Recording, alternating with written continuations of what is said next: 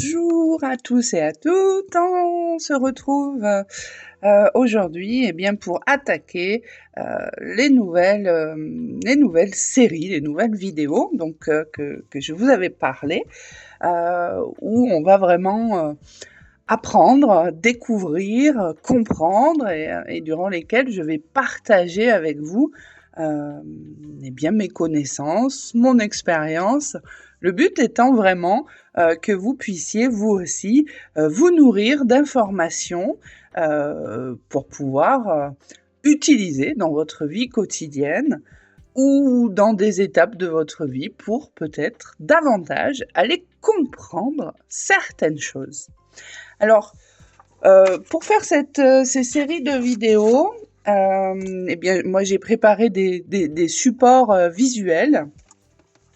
Donc voilà, moi j'ai mes petits cours, mes petites choses personnelles, vous voyez, qui sont organisées pour pas me perdre, parce que c'est toujours difficile lorsqu'on fait des vidéos de garder une ligne et de ne pas s'éparpiller dans tous les sens. Donc, pour cette première vidéo, nous allons nous intéresser au cycle lunaire, à la Lune, et on va aller décortiquer tout ça et découvrir ce fonctionnement de cette Lune, de découvrir qui elle est, comment elle nous influence, parce qu'on parle souvent de la nouvelle Lune, de la pleine Lune, mais sans forcément avoir, je pense, tous les bagages et toutes les informations nécessaires. Alors on va commencer par parler de la Lune. Qu'est-ce que c'est que la Lune? Parce qu'on entend souvent que c'est une planète. Eh bien non, la Lune n'est pas une planète. La Lune, c'est un satellite naturel autour de la Terre. C'est là, je pense qu'il va falloir que je... Voilà. Je pense que c'est pas mal.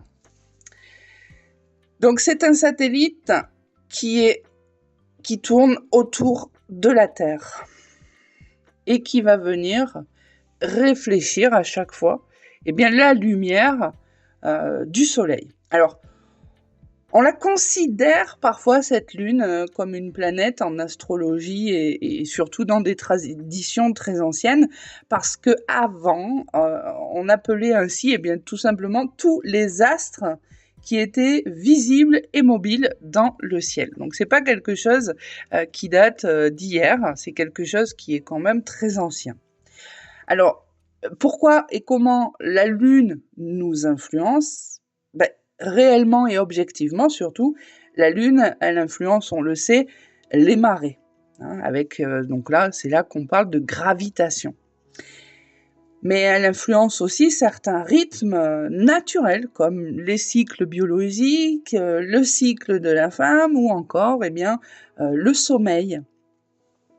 Alors, symboliquement et psychologiquement, la Lune, elle agit surtout comme un repère. Alors, un repère de cycle, un miroir de l'intériorité et surtout un symbole de ressenti, des émotions et de l'inconscient. Alors, la Lune, elle ne crée pas des émotions. Elle met en lumière ce qui existe déjà. Et ça, c'est important de bien le comprendre. Alors, pour parler de cette Lune, on va s'intéresser au cycle. Alors, un cycle, c'est de nouvelle lune à nouvelle lune. Ça, c'est un cycle complet. Aujourd'hui, il est estimé que le cycle de la Lune, il dure environ 29,5 jours. Alors, oui, mais Sarah, on n'a pas 29,5 jours dans nos mois. Oui, mais ça, c'est un petit peu la faute au changement de calendrier. Mais je ne vais pas vous perdre déjà et on y reviendra un peu plus tard. Alors, il faut bien savoir que la Terre tourne autour du Soleil et la Lune tourne autour de la Terre. Le cycle est de 29,5 jours et c'est un cycle de nouvelle lune à nouvelle lune. Ça, je viens de vous le dire. La Lune elle est associée aux émotions, à l'intuition, à l'inconscient.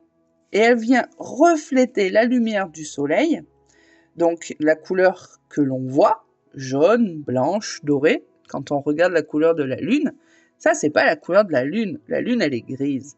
Cette lumière que l'on voit sur la lune, c'est le reflet de la lumière du soleil. Donc, on vient mettre en lumière ce qui est indirect, intérieur et souvent caché. Alors, associé au féminin, à la fécondité, à la maternité, au cycle, ça on le sait, on l'a déjà vu, la lune influence aussi ces cycles féminins, mais elle est aussi reliée aux énergies féminines. Et quand je parle d'énergie féminine, je parle au-delà du genre. C'est pas ici on parle plutôt des énergies féminines, donc qui comprend toutes ces choses qu'on rattache à la lune, l'intuition, l'inconscient, la créativité, la fécondité. La lune, elle représente quelque part le yin, qui est finalement la réceptivité, l'intériorité, les émotions, l'intuition, mais aussi l'inconscient.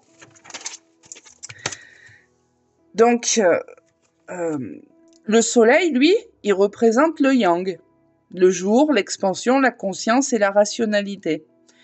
Alors, vous savez ce symbole?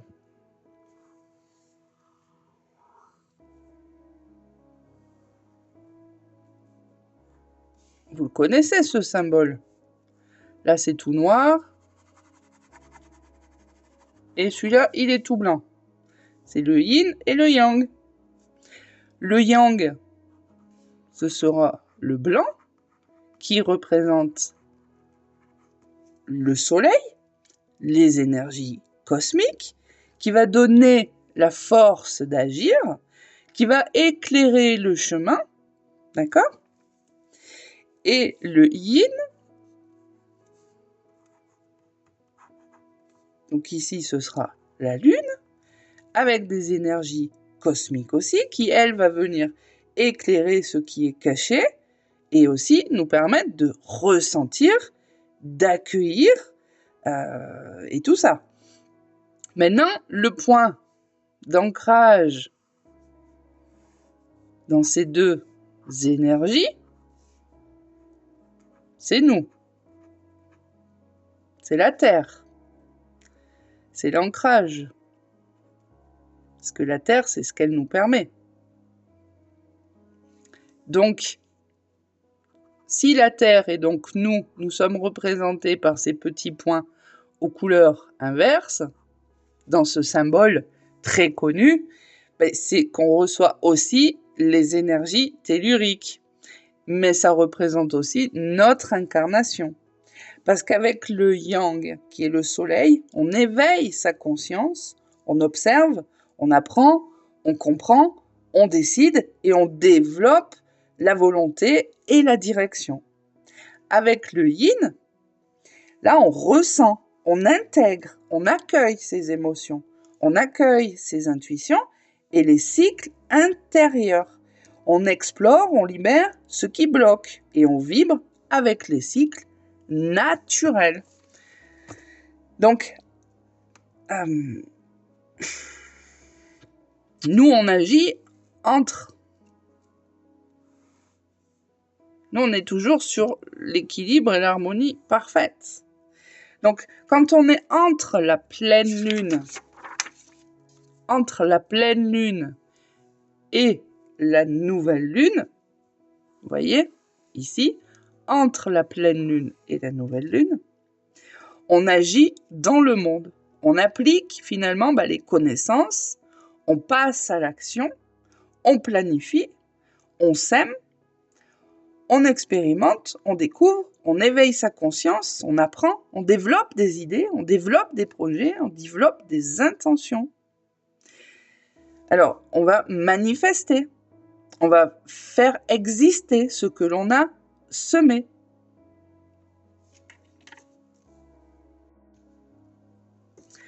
Quand on est entre la pleine lune et la nouvelle lune, on agit dans le monde. C'est-à-dire qu'on va appliquer nos connaissances, on va passer à l'action et on va manifester. Mais ensuite, on va nettoyer et lâcher prise. Quand on est entre la nouvelle lune et la pleine lune, là, on va planifier, on va semer, on va expérimenter, découvrir, éveiller sa conscience et ressentir. Et on va développer des idées, des projets et des intentions. Alors, une différence à faire entre manifester. Alors, on va le faire comme ça. Entre la pleine lune et la nouvelle lune, on manifeste. Entre la nouvelle lune et la pleine lune, ici, on formule, on pose des intentions. Là. Alors, manifester, c'est faire exister. Parce que souvent, on entend ce mot, « Ah, on est en nouvelle lune, il faut manifester. » Ah, c'est la nouvelle lune, je pose des intentions. Manifester et les intentions, c'est pas vraiment la même chose. Manifester, on fait exister ce que l'on a semé. C'est-à-dire, on termine un projet qu'on a commencé, on exprime de la gratitude pour ce qui a déjà été accompli, ou on ajuste son plan, on ajuste ses actions, finalement pour que l'intention prenne forme. Alors que l'intention, là, on est vraiment sur le fait de venir définir ce que l'on veut créer, attirer, obtenir. C'est la graine. Voilà. Donc ça, il faut bien faire la différence entre les deux. Une intention, on définit ce que l'on veut, ce que l'on souhaite attirer, obtenir, acquérir. Manifester, on fait exister ce que l'on a semé. C'est-à-dire la petite graine qui est sous la terre et qu'on ne voit pas encore. Donc, en nouvelle lune, on vient... j'avais créé un petit truc. Là. Quand on est sur un cycle là de nouvelle lune, eh bien tout simplement, là il faudrait que je vous redécale un petit peu. En nouvelle lune, c'est comme si c'était le jardinier qui choisit ses graines. Parce qu'on n'oublie pas, on sème l'intention. Je le rappelle, ce que l'on veut obtenir, acquérir, voir se réaliser. Donc en nouvelle lune, le jardinier choisit ses graines. Voilà. Donc on va préparer la terre. Préparer la terre, parce qu'ici je prends l'image du jardinier, c'est d'ailleurs pas pour rien qu'on jardine avec la lune. On va choisir des graines, on va préparer la terre. Préparer la terre, ça veut dire quoi? Ça veut dire préparer son esprit. Préparer ses ressources. On va préparer son plan. Voilà, étape 1, étape 2. Ensuite, qu'est-ce qu'il va faire, ce jardinier? En 3, il va planter les graines. Et alors, les graines, qu'est-ce que c'est? Les graines qu'il va planter, elles vont être sous la terre. Elles vont être invisibles. Là, c'est ses intentions qu'on plante. Ça veut dire qu'elles seront sous la terre, invisibles, mais on sait, c'est une connaissance, c'est même une certitude, on sait qu'avec de la lumière, de l'eau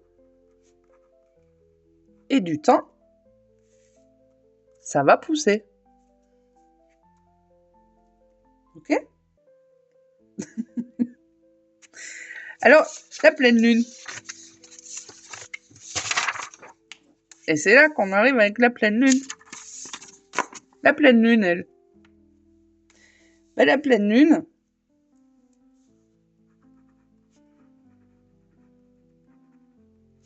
La graine a poussé.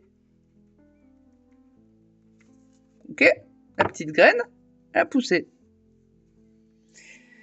Alors, soit en pleine lune, on va récolter.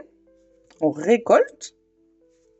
On récolte quoi? La graine qu'on a plantée et qui est sortie. Donc là, c'est de la manifestation concrète. Est-ce que vous comprenez là le sens de manifestation? Mais peut-être qu'il va falloir que la graine n'a pas encore poussé, il va falloir peut-être arroser ou réajuster. Donc là, ça va être des actes pour que la croissance continue ou s'améliore. Mais on va pouvoir aussi et surtout célébrer et observer. On va avoir de la gratitude, eh bien pour ce qui a déjà été fait, même si la graine n'est pas encore sortie, même si la plante n'est pas encore visible, même si on ne peut pas encore ramasser des fruits ou récolter les fleurs, ben peut-être que ça nécessite plus de temps. Mais on sait qu'avec de la lumière, de l'eau et du temps, donc avec l'intention, avec le temps et avec vraiment tout ce qu'il faut, la graine sortira. Qu'est-ce qui fait chez un vrai jardinier que la graine, elle sort pas? Une mauvaise qualité de la graine, donc à ce moment-là de l'intention. Un sol qui n'est pas le sol propice pour que cette graine-là puisse se développer. Donc en pleine lune, on vient réajuster tout ça. Voilà. Maintenant, qu'est-ce qu'on va faire aussi? On va célébrer, on va observer, on va avoir de la gratitude et surtout, on va pouvoir, en observant, comprendre. Comprendre quoi? Eh bien, les apprentissages. C'est-à-dire, là, j'avais formulé telle intention, donc j'avais semé. Voilà, j'ai semé cette intention-là en nouvelle lune. En pleine lune, je n'ai rien reçu. Voilà, la graine n'a pas poussé, je ne vois rien, je n'ai rien à récolter, il ne s'est rien passé. Alors on va réajuster. On va apprendre des actions conscientes pour que cette graine, elle pousse, que cette intention arrive. Mais on va surtout célébrer, observer et comprendre. On va comprendre les erreurs qu'on a pu faire, les choses que peut-être on n'a pas fait correctement ou qui n'étaient pas correctement semées, vous voyez? Donc, on va manifester, on va agir, on va aligner. C'est vraiment agir. Aligner et libérer la pleine lune. Voilà. Donc, la pleine lune, elle agit directement avec ce qui a été semé en nouvelle lune. Voilà, déjà comment ça fonctionne. J'y vais vraiment doucement, c'est volontaire pour pas vous perdre. C'est vraiment pour comprendre comment fonctionne le cycle lunaire. Maintenant, dans ce cycle lunaire, il y a d'autres choses à prendre en compte. Parce que la lune, on va revenir à notre petite lune. La lune, en tournant autour de la Terre, elle parcourt les signes astrologiques. Est-ce que c'est mieux comme ça? La Lune parcourt les cycles astrologiques. Le Bélier, le Taureau, le Gémeaux, le Cancer. Voilà. Alors, qu'est-ce que ça fait? Ça fait que la Lune, la nouvelle Lune, la pleine Lune, on sait qu'elles sont là selon un cycle complet qui se fait sur 29,5 jours. Et on sait que cette nouvelle Lune, la nouvelle Lune, on va semer Et la pleine lune, on va récolter ou réajuster et comprendre les leçons, les apprentissages pour pouvoir modifier la croissance et porter cette première graine jusqu'à éclosion, on va dire. Ça, c'est des énergies tout le temps là. La lune sera toujours porteuse d'énergie, comme on l'a vu, avec l'intuition, la sensibilité, les émotions, venir révéler ce qui est enfoui, ce qui a été caché, voilà. Mais elle parcourt à chaque tour. Tiens, elle s'arrête là, paf, elle est en taureau. Là, tiens, elle est en sagittaire. Voilà. Donc là, en parcourant ces signes astrologiques, ça va être porteur aussi, la lune, la phase, peu importe, nouvelle lune, pleine lune, va apporter des énergies supplémentaires. Par exemple, donc premier signe, une nouvelle lune ou une pleine lune en taureau, en bélier, pardon. En bélier, ça va être une énergie ici, parce que c'est propre au bélier, d'impulsivité, par exemple, d'initiation, avec des émotions très rapides, avec un besoin d'agir, avec du courage. C'est un bon moment pour demander, pour oser. Une lune en taureau, là, on va être sur la stabilité, la sécurité, donc on va avoir besoin de réconfort, de plaisir, de calme. Ça va être un bon moment pour s'ancrer, pour consolider. En Gémeaux, là, on est vraiment sur le mental et la communication. Donc, des émotions liées aux idées, aux échanges, à la curiosité, avec de la nervosité possible. Et c'est le bon moment ici pour parler, pour apprendre, pour écrire. En Cancer, on va être sur une énergie forte, une énergie forte de la Lune, parce que le Cancer, c'est le signe qui gouverne la Lune. La Lune, là, elle est chez elle en Cancer. Ici, c'est chez la Lune. Donc les émotions, les énergies vont être plus fortes. La sensibilité va être plus forte. Tout ce qui va être la mémoire. Mémoire familiale, nostalgie, souvenir du passé, enfance. On va être ici avec un fort besoin de protection, d'intimité. Ça va être le bon moment pour prendre soin de soi et ressentir profondément. Une lune en lion. Là, on est sur de l'expression rayonnante. On a un besoin de reconnaissance émotionnelle.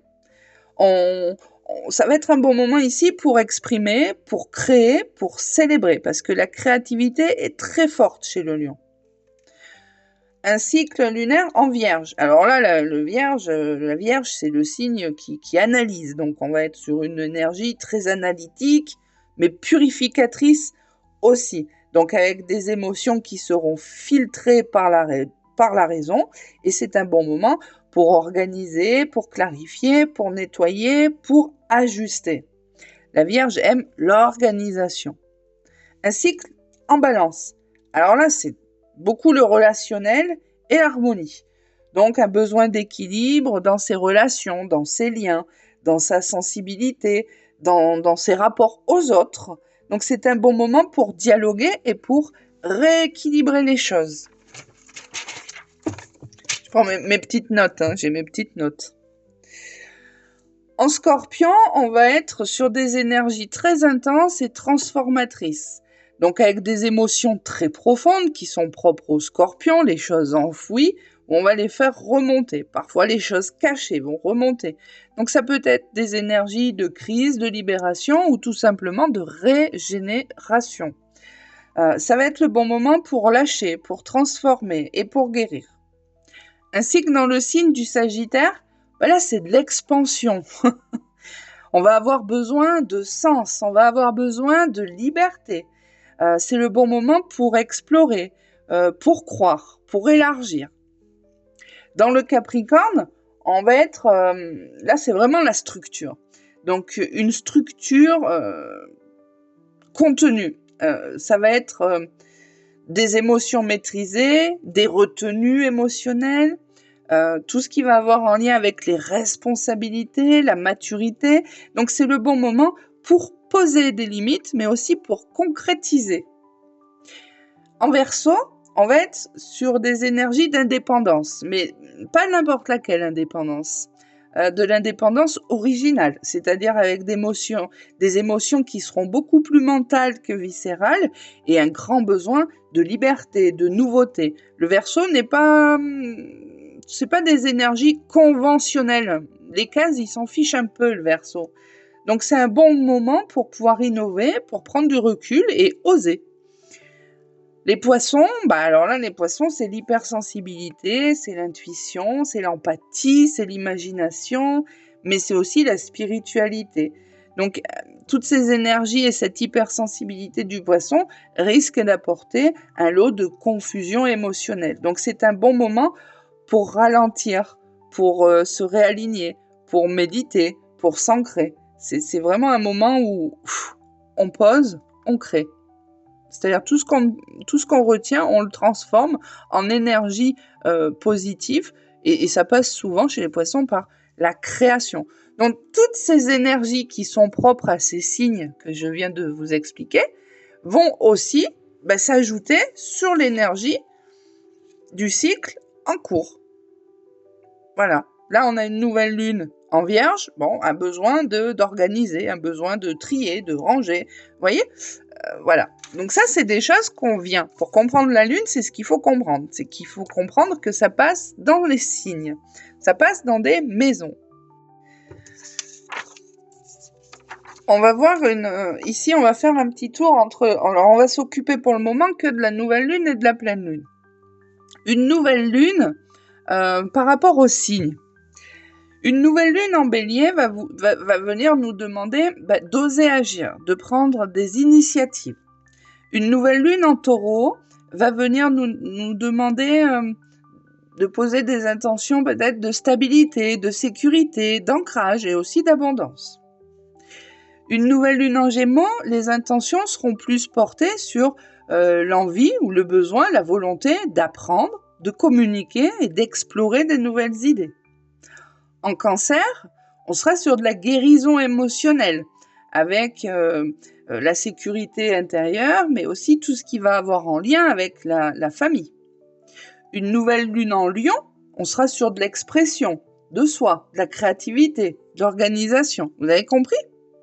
Et ça, c'est pareil ensuite avec les pleines lunes, avec des énergies qui seront pour le coup différentes. Étant donné que la pleine lune viendra, elle, pour la manifestation et pour l'illumination. Des choses qui peut-être ne sont pas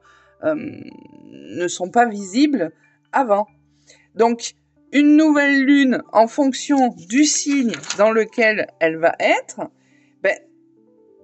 on va pouvoir savoir quelle graine on va pouvoir choisir parmi cette graine, cette graine, cette graine, cette graine. Voilà. Une pleine lune, pareil, selon le signe dans lequel elle va être, ça va être qu'est-ce qui s'est manifesté, qu'est-ce qui s'est révélé, qu'est-ce qui s'est libéré. Le signe, durant le cycle, il nous donne vraiment le thème, voilà.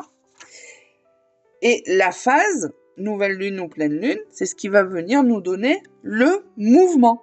Et nous, parce qu'on est au centre, nous, on choisit d'agir consciemment. C'est-à-dire, souvent on voit des gens qui, toutes les nouvelles lunes, posent des intentions d'abondance. Et toutes les pleines lunes manifestent l'abondance.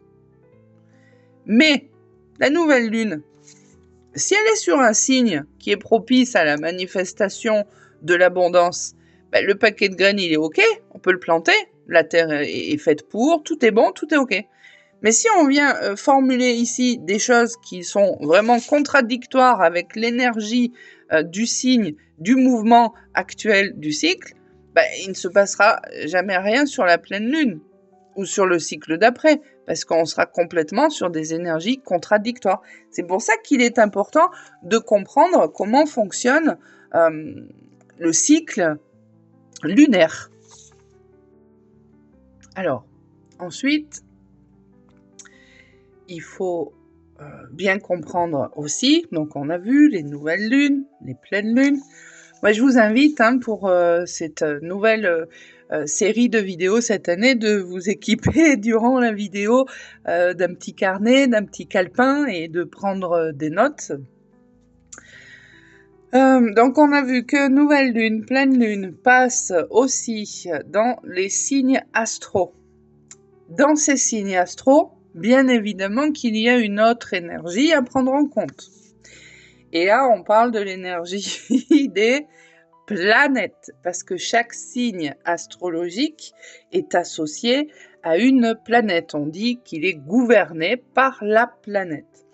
Donc, on va y aller dans l'ordre. Pour le Bélier, la planète dominante, c'est Mars.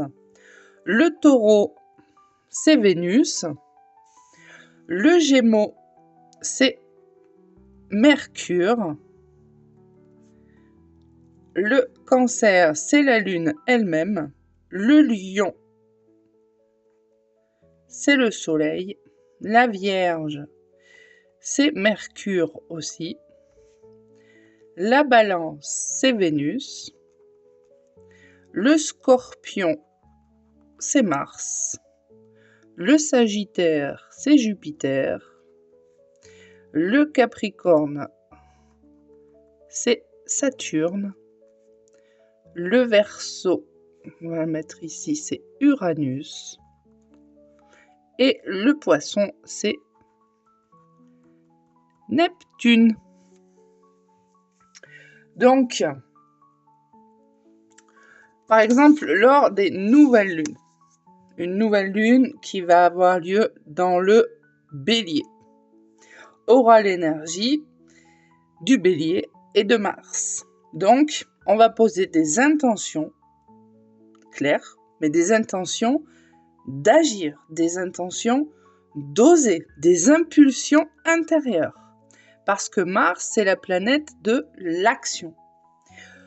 Une nouvelle lune en Taureau, gouvernée donc par Vénus, les intentions seront là, des intentions de stabilité, de sécurité, de valeur personnelle. En Gémeaux, gouverné par Mercure, on aura des intentions d'apprendre, de penser autrement, différemment et de communiquer, peut-être de communiquer aussi autrement, différemment. Le Cancer, donc qui est gouverné par la Lune elle-même, la Lune est chez elle, là on sera sur des intentions de guérison, de guérison émotionnelle, de protection, mais aussi le foyer et la famille. En Lion, on sera avec le Soleil, donc là ce sera des intentions d'affirmation de soi, de créativité, mais aussi de rayonnement. En Vierge, gouverné donc par Mercure, on sera là sur des intentions d'ordre, d'organisation, d'amélioration, de clarté aussi. La Balance, en Vénus, on sera sur des intentions d'harmonie, d'harmonie dans les relations aussi, de paix intérieure, de plaisir.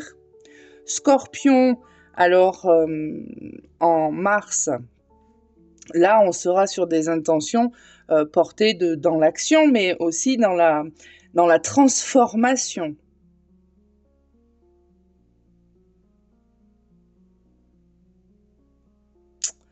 Est-ce que je vous en parle ou pas?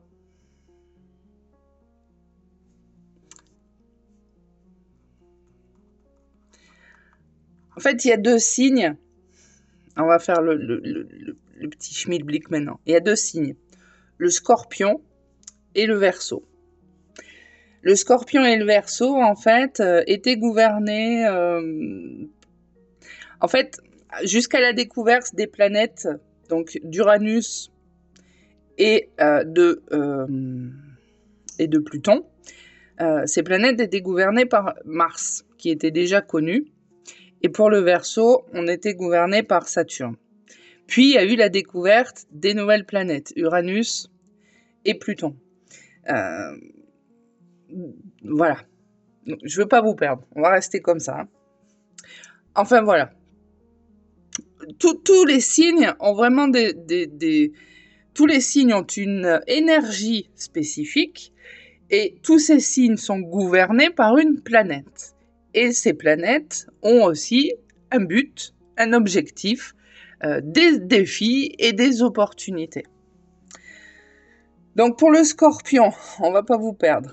On est sur la transformation profonde et la renaissance. Pour le Sagittaire, on est sur des intentions d'expansion, de sens, de foi. Pour le Capricorne, on va être dans la construction plutôt, dans la discipline, dans l'engagement. Avec le Verseau et Uranus, on va être sur des intentions de liberté, de changement et d'éveil. Et le Poisson avec Neptune, ça sera plus des intentions spirituelles, intuitives et de compassion. Voilà. Et ça s'applique aussi durant les phases de pleine lune. C'est-à-dire que en phase de pleine lune, alors ici, on va pouvoir se faire un ou deux exemples. Par exemple, le Bélier. Le Bélier sur la nouvelle lune, il était avec des intentions d'agir, d'oser. Avec la pleine lune, toujours en Bélier et toujours gouverné par Mars, on est sur de l'action immédiate. On est vraiment sur des manifestations d'affirmation, de libération de colère, mais vraiment d'action immédiate. Voilà. Je ne sais pas si vous avez, si vous me suivez, si vous avez compris. Et puis, alors, j'espère que mes stabilos, j'ai pas fait le point pour cette nouvelle année, fonctionnent toujours, parce qu'il y a autre chose à prendre en compte aussi. On reviendra sur les planètes et tout ça, hein, vous inquiétez pas. Là, on est vraiment axé sur la Lune. Ce qu'il faut savoir aussi, c'est que dans tout ce cycle, de Lune, on a vu la nouvelle Lune, la pleine Lune, qui tourne, donc qui passe forcément dans des signes astrologiques, chaque signe étant gouverné par une planète, avec des énergies différentes, qui vont avoir une incidence différente selon le cycle où l'on se trouve, mais il y a des axes, les fameux axes d'opposition. C'est là où on perd généralement pas mal de monde, parce que ça paraît énorme, l'astrologie, l'astronomie, les cycles lunaires, ça paraît très compliqué, mais en fait c'est très simple. Il suffit vraiment de poser les choses, et je n'aurai de cesse de le répéter. Redevenez un petit peu scolaire, dans le sens, réapprenez à écrire, à faire des schémas, à faire des dessins. On a des axes. C'est-à-dire que si nous avons un cycle lunaire, qui est peu importe, nouvelle lune, pleine lune, on s'en fiche. Dans le Bélier, son opposition sera la Balance. Parce qu'elle va tomber en face. La lune sera en Bélier, donc en face, nous avons le Soleil, et le Soleil, lui, sera en Balance.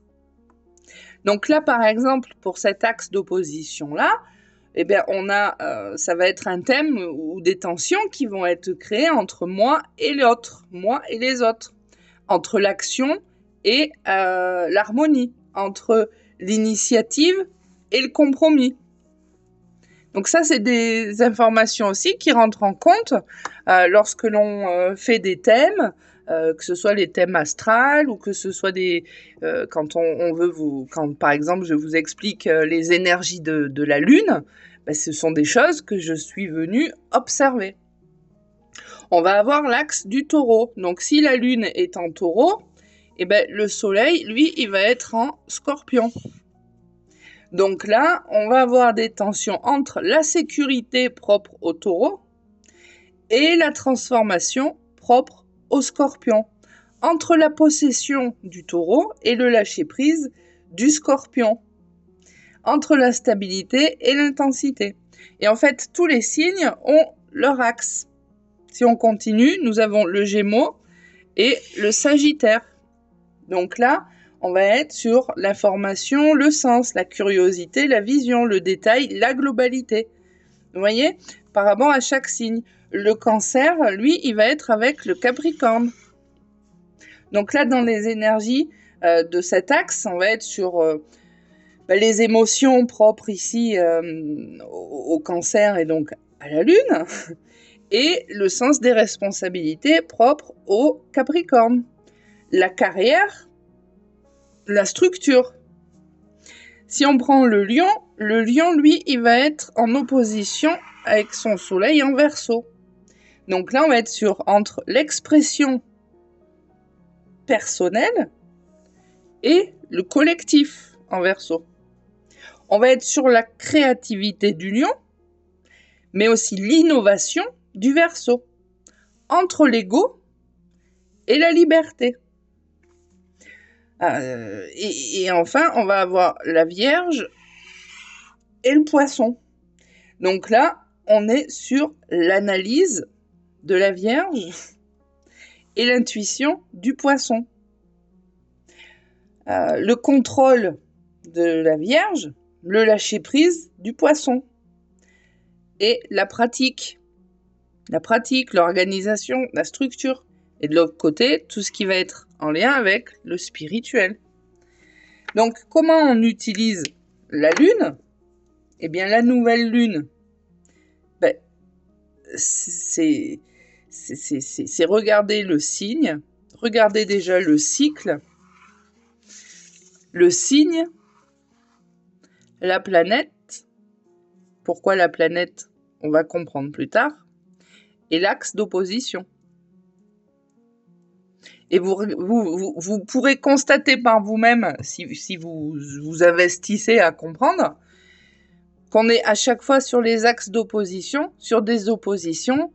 Par exemple, là, le dernier qu'on a vu, la Vierge là, et la Vierge et le Poisson, on est sur des choses qui sont complémentaires, mais qui, oui, peuvent créer des tensions. Parce que si on regarde par exemple la Vierge-Poisson, c'est un très bon exemple. On a ici l'analyse qui est propice à la Vierge. L'analyse, la structure. Et de l'autre côté, nous avons vraiment l'intuition. Parce qu'il y a un côté peut-être ici, lorsque la Lune est ici, il y a un côté peut-être à lâcher pour mettre peut-être plus en lumière cette intuition, cette spontanéité propre à Neptune, au Poisson. Vous voyez? Donc, ce sont des axes qu'on appelle d'opposition, mais qui sont entre l'ombre, quand c'est la Lune, et le Soleil, quand on est dans l'opposition.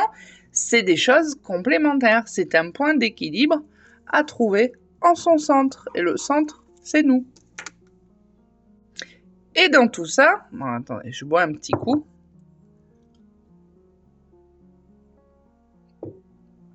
Dans tout ça, se rajoute quelque chose. Et là, rentre vraiment là l'importance de ces planètes. Parce que les planètes, donc nous avons la Terre, la Lune qui tourne autour de la Terre, le Soleil qui tourne. Mais nous avons toutes les planètes autour. Les planètes sont censées suivre la même marche. D'accord? Mais il y a des planètes, des fois, qui font marche arrière.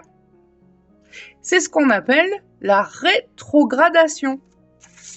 Elle est en marche directe quand elle est dans le même sens et qu'elles poursuivent aussi leur rotation.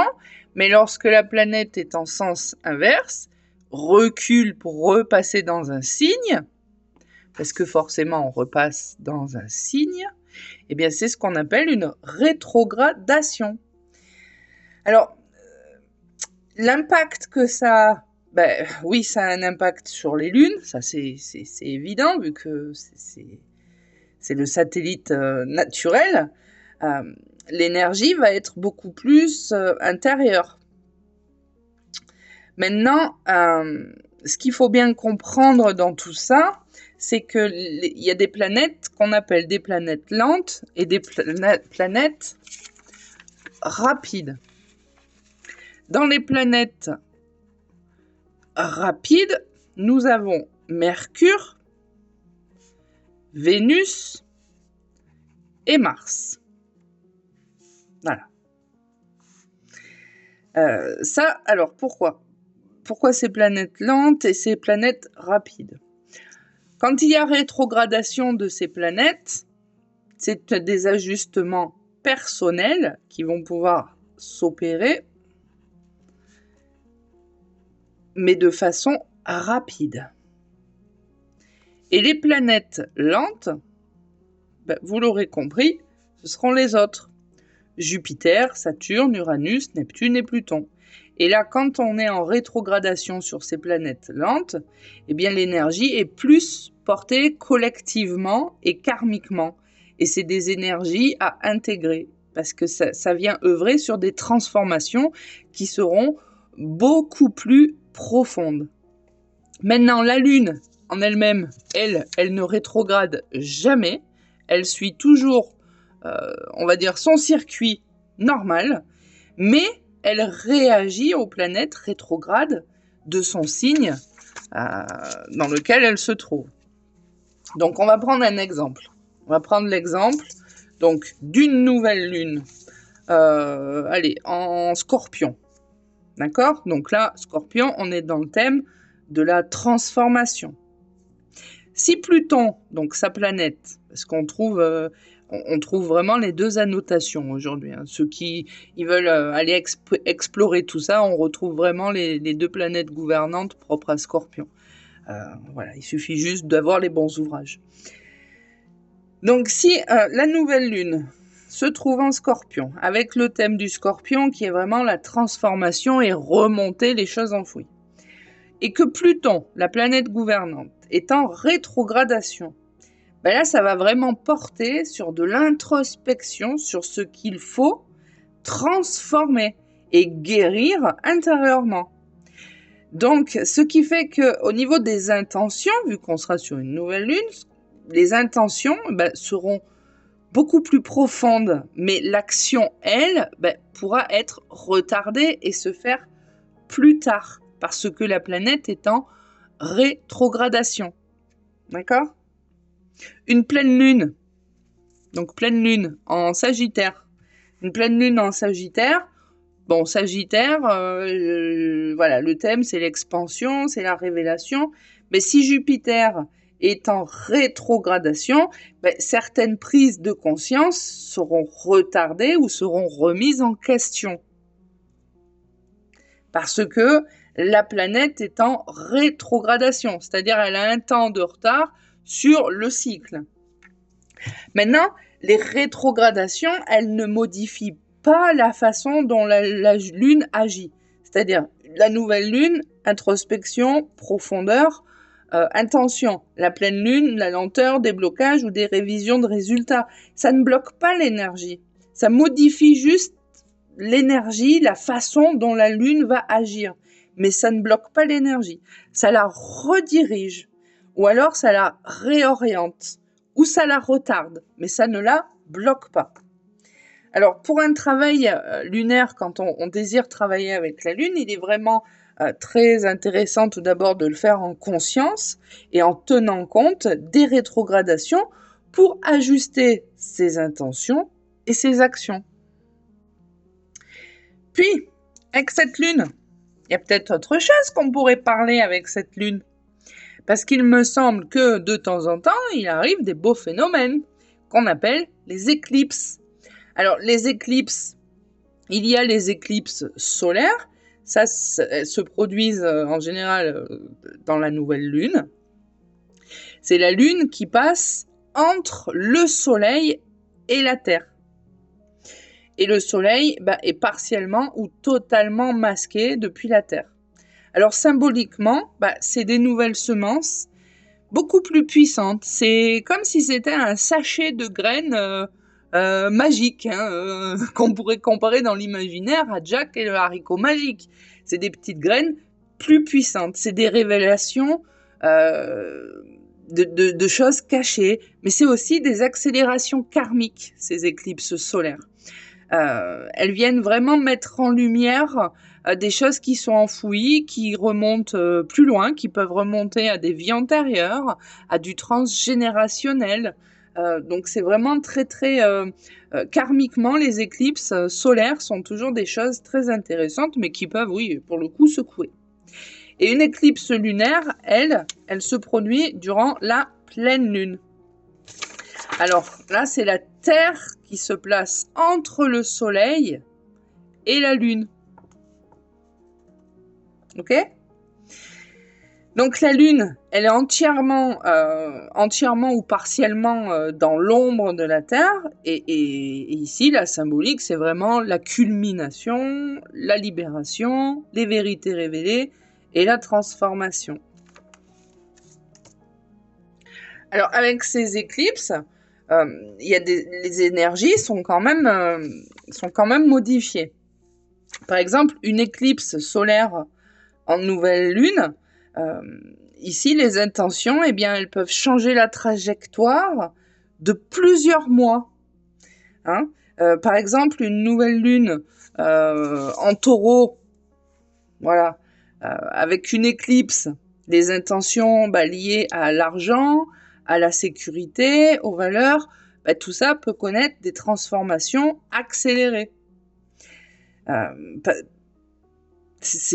Voilà, je ne sais pas si vous comprenez, comme je vous explique. On est sur un changement de trajectoire de plusieurs mois. Voilà, c'est accéléré. Une éclipse, donc lunaire en pleine lune, ce qui a été semé se révèle, se libère ou se termine. Mais par exemple, une pleine lune, allez, un bon exemple, en Scorpion, avec une éclipse lunaire, là, ça va créer des tensions,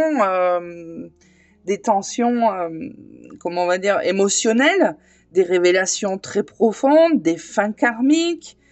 Fin karmique, c'est aussi les relations dans cette vie qui reflétait ou qui était une relation miroir provenant du transgénérationnel, de vie antérieure ou encore de tout un tas d'autres raisons, là, ça vient se révéler de façon soudaine.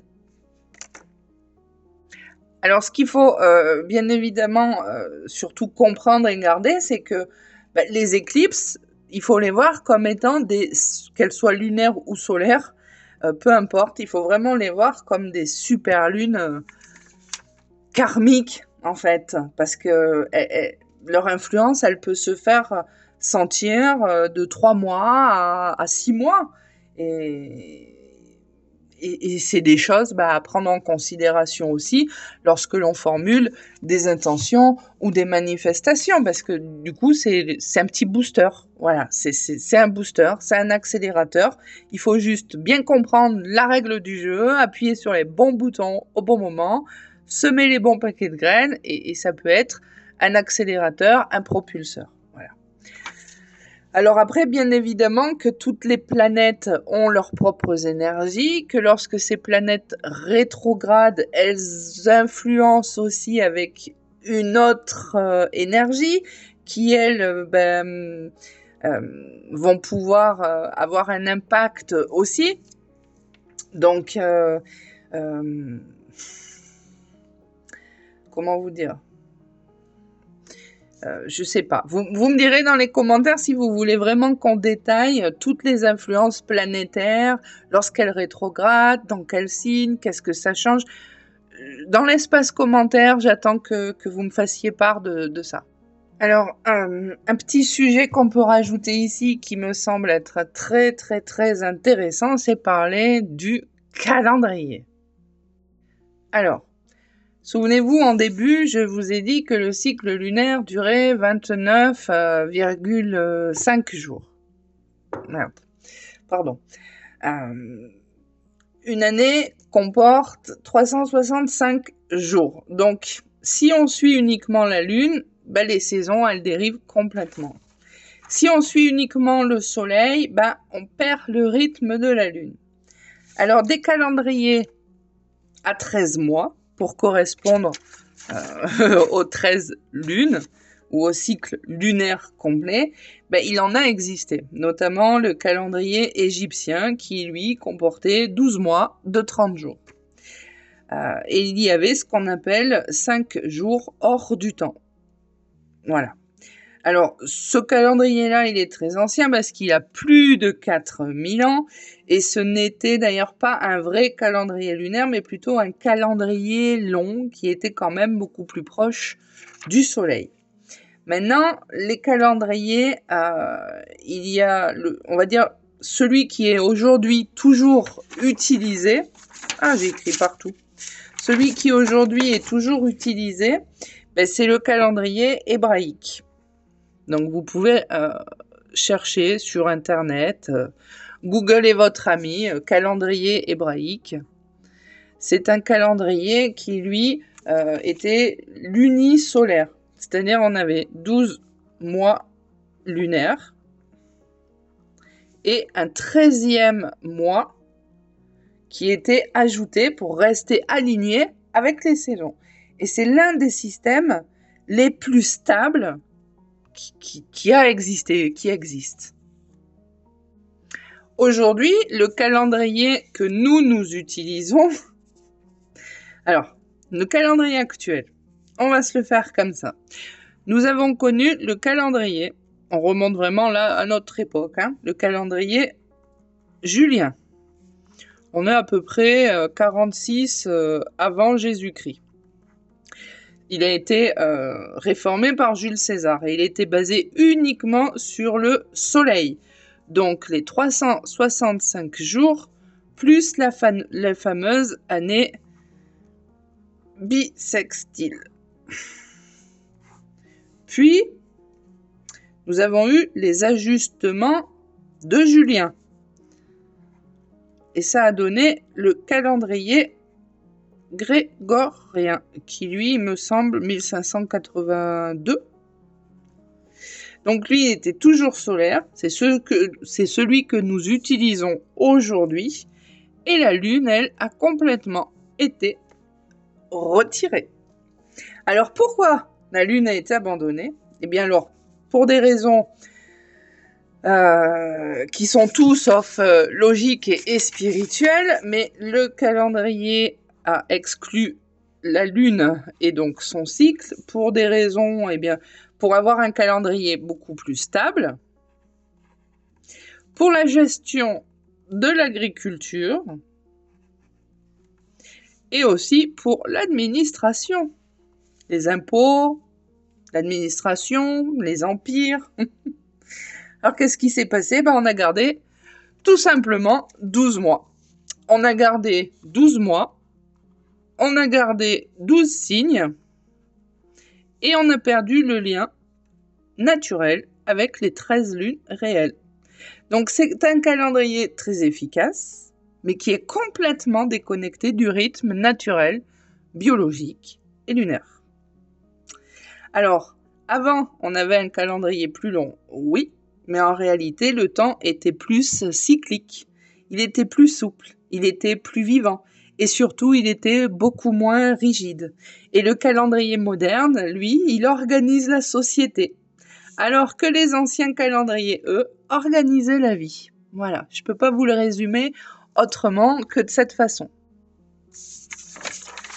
Alors, si on revient sur notre fameux cycle lunaire, parce que nous, on ne l'a pas abandonné, voilà, on a dit qu'en nouvelle lune, on sème, on initie, on sème les graines, d'accord? Ça, c'est des choses qu'on fait pour vous donner un guide. Nouvelle lune, on sème, on initie. C'est le moment du repos, c'est l'introspection, c'est le renouveau, c'est le potentiel. On va poser ses intentions. On va identifier ce qui coince, hein, on va calmer le mental. Et puis, on va poser des intentions, toujours en lien, en accord avec les énergies du cycle. Le premier quartier, voilà, le premier quartier, on va l'appeler, voilà, cette période ici. On est sur la lune croissante. Ici, c'est une période qu'on peut utiliser aussi. C'est une période de stimulation. C'est-à-dire, on va revenir renforcer. On va pouvoir poser des ajustements. On va pouvoir venir réajuster, réorienter. On va pouvoir venir amplifier, que ce soit avec des petites actions ou des actions plus concrètes. C'est un amplificateur. Donc, si on se contente, on va y venir, si on se contente de poser des intentions, mais qu'on attend tout bêtement ensuite la pleine lune, ça n'a pas trop d'intérêt. En pleine lune, là, on va manifester. C'est-à-dire, on va purifier, on va libérer, on va amplifier, on va manifester. C'est le moment de culmination où il peut y avoir des libérations à faire et des réajustements aussi. Mais on va déjà saluer tout ce qui a été fait, que ce soit visible ou non. N'oubliez pas la petite graine. Et enfin, sur la lune décroissante, là, c'est un moment pour éliminer et pour intégrer.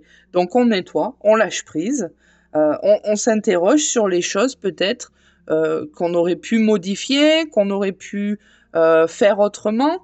Et ensuite, on revient sur un nouveau cycle. Voilà. On revient sur un tout nouveau cycle. Donc, maintenant, ce qu'il faut bien... chaque cycle, chaque période du cycle, porte vraiment son énergie.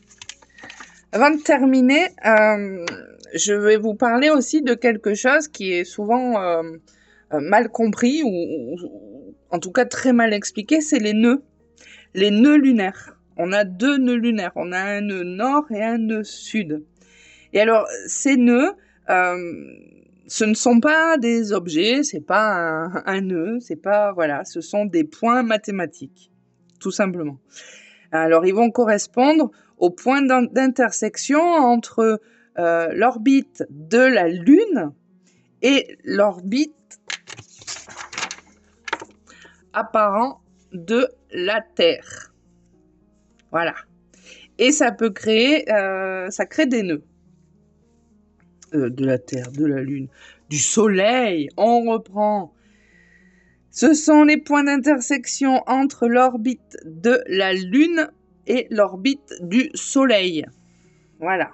Et donc, ça va créer des nœuds qui sont toujours opposés l'un à l'autre, selon le même principe que les axes d'opposition. D'accord ? Et ça crée des nœuds. C'est pour ça que souvent, si vous faites votre thème astrologique, vous avez des triangles qui sont faits là pour former des oppositions, des nœuds, voilà, il y a tout un tas de choses sur le thème. Si ça vous intéresse, on abordera aussi ce sujet-là. Et d'ailleurs, c'est souvent dans ces nœuds-là que peuvent apparaître les éclipses. Hein. C'est là que les éclipses peuvent se produire. Et il y a toujours un nœud nord et un nœud sud, donc toujours opposés l'un à l'autre sur la roue du zodiaque. Et ces nœuds-là, ils sont importants parce que sans ces nœuds, il n'y aurait pas d'éclipse, il n'y aurait pas de compréhension des grands cycles lunaires, mais surtout, il n'y aurait pas de lecture évolutive en astrologie. Parce qu'ils représentent vraiment un axe...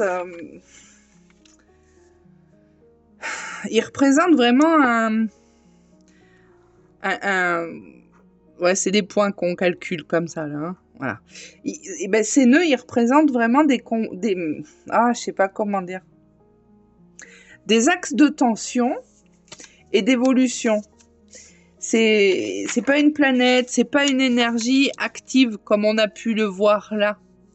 C'est vraiment quelque chose comme en dehors, mais qui est nécessaire. Alors, le nœud sud, par exemple, je sais pas où je peux vous mettre, hein.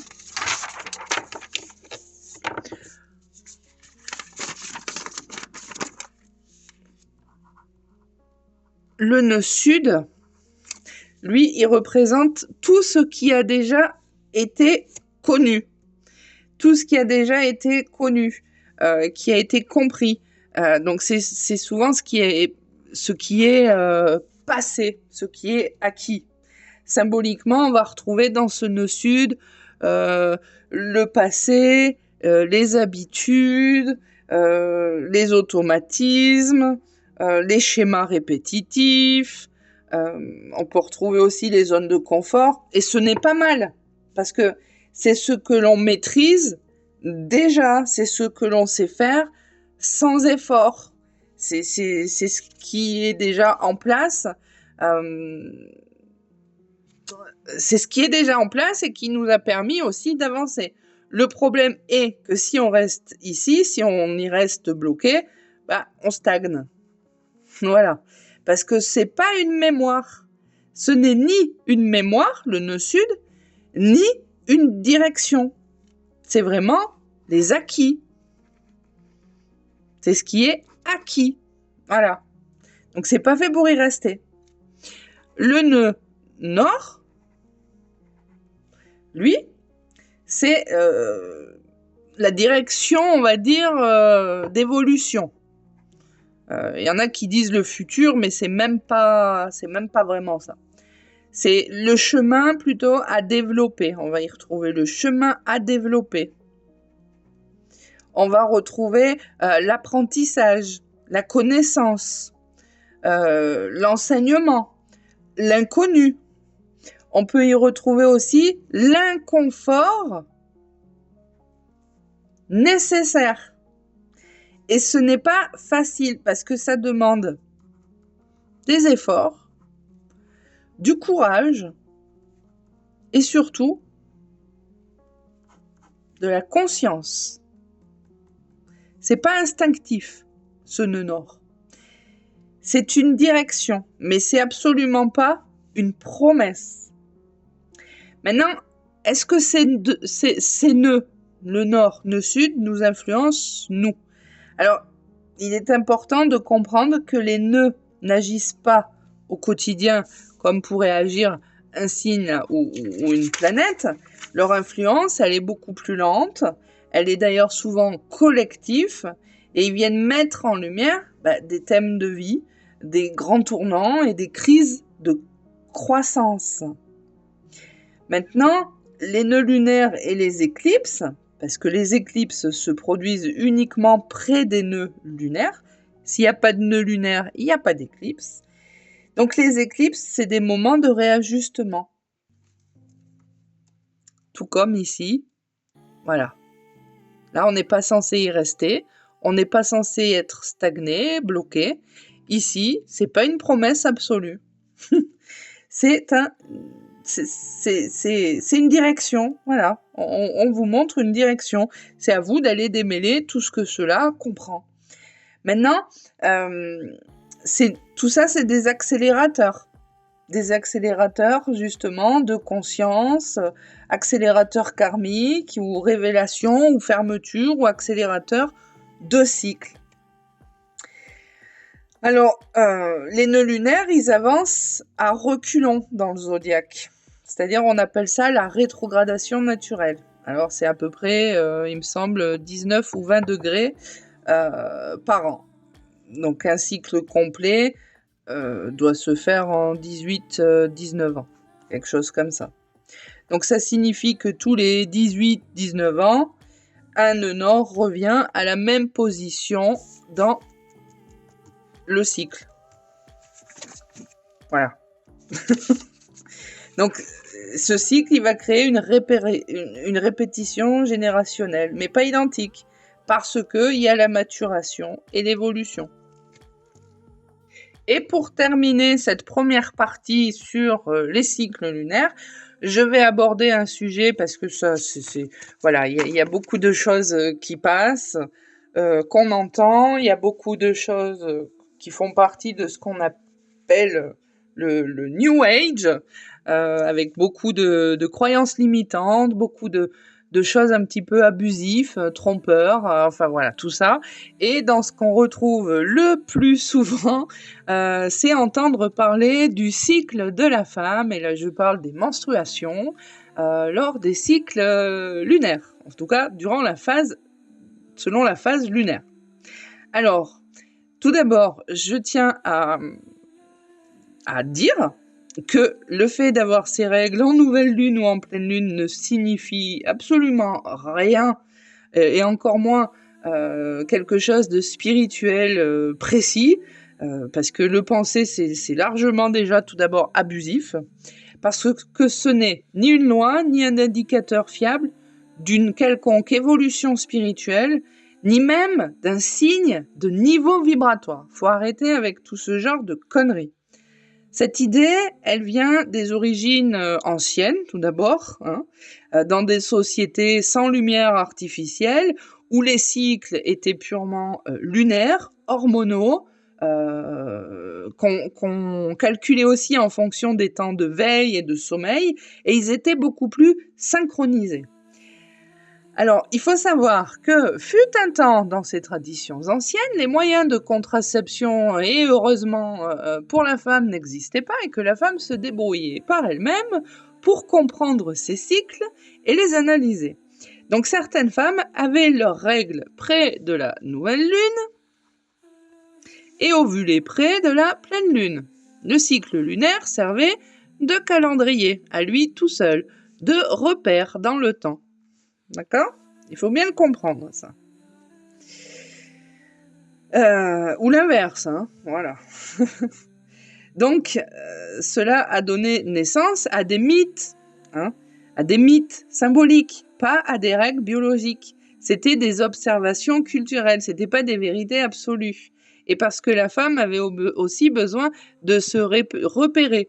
Parce que l'homme a toujours existé tel que nous le connaissons, la femme a toujours existé tel que nous le connaissons, et donc forcément ces hommes et ces femmes avaient des rapports, et si une grossesse n'était pas désirée, bien évidemment qu'il fallait connaître son cycle, chose que beaucoup de femmes aujourd'hui ne savent toujours pas, parce que on assiste encore et toujours les gens, voilà, dans tout. Donc, ce que le New Age est venu déformer, et il a simplifié à l'extrême, il a sacralisé à outrance, et il a transformé tous ces symboles en étiquettes spirituelles. Alors, je vais vous donner quelques exemples de conneries très courantes. Si tu as tes règles en pleine lune, tu es une femme très spirituelle. Si tu as tes règles en nouvelle lune, tu es une femme très créatrice. Si tu n'es pas alignée avec la lune, tu es en déséquilibre. Alors, il n'y a aucune base scientifique, énergétique ou traditionnelle sérieuse pour pouvoir affirmer ça. Maintenant, la réalité, elle est... Oh, je me suis accrochée. Oh, excusez-moi. La réalité, elle est tout autre parce que le cycle, tout d'abord, il varie. Il varie en fonction du stress, de l'alimentation, des émotions, de l'âge, de la contraception et de la fatigue. Et il est normal qu'il se décale dans le temps. Voilà. Donc une femme peut changer de phase lunaire plusieurs fois dans sa vie. Et elle peut ne jamais être synchronisée avec la lune. En fait, ce que vous voyez ici, c'était ce qui servait de contraception à la femme dans des traditions plus anciennes. Voilà. Là, j'ai mes menstruations. Donc là, par là, je vais ovuler. D'accord ? Donc si j'ovule par là, ça veut dire que s'il y a des rapports là ou là, il y a un risque très élevé de grossesse. D'accord ? Voilà, tout simplement.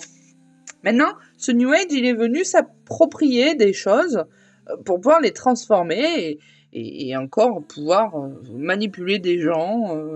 Voilà. Alors, il est normal qu'une femme change. Ça n'a rien à voir, cela ne veut rien dire ni sur sa spiritualité, sur son féminin ou sur son intuition. Ce qui est juste en l'occurrence et qui est très nuancé, c'est que oui, la lune peut servir de repère, comme je viens de vous le faire voir. Et que certaines femmes aiment observer leur cycle avec la lune, oui. Et oui, ça peut aider à mieux se connaître, à mieux respecter ses rythmes et à ritualiser le rapport au corps. Mais ce n'est pas un outil ni de conscience et encore moins un facteur, un verdict spirituel, parce que toutes ces interprétations sont rigides, c'est du bullshit New Age, il n'y a aucun bon ou mauvais moment pour avoir ces règles, et la lune, elle, c'est un cadre symbolique et personnel, si c'est choisi librement. Et le corps n'a pas à obéir à un mythe. Parce que le vrai travail sacré, ce n'est pas d'entrer dans une case lunaire, c'est d'écouter son corps sans avoir à le juger. Vous pouvez retrouver mes 2 ouvrages concernant la Lune. L'alchimie de la Lune, qui lui est un recueil de 30 rituels énergétiques que vous pouvez pratiquer lors de différents cycles de Lune. Et 2026 sous la Lune, qui est un guide lunaire où chaque mois je vous accompagne dans les énergies des lunes nouvelles et pleines, accompagnées de sa guidance collective. Je vous mets toutes les informations en barre de description et vous pouvez également retrouver l'ensemble de mes livres sur ma boutique www.lunaire.fr. olisaya-lithothérapie.fr, rubrique livres.